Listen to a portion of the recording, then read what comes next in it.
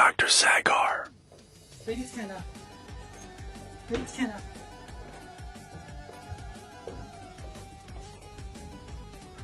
هم چطوری؟ خوبم مرسی، شما خوبی؟ قربونه فدا.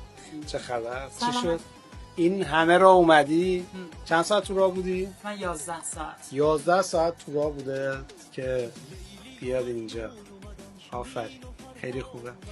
الان برای چه کاری اومدی؟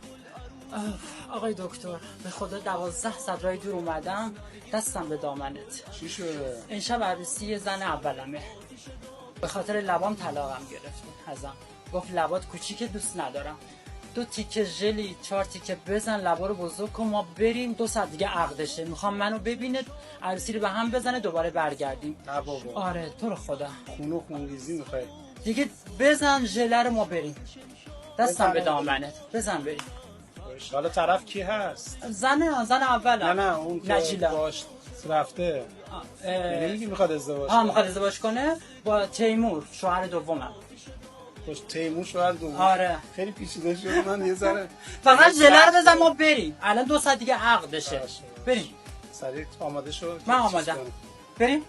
بریم. ببخشید بچه‌ها ما بریم. ما رفتیم.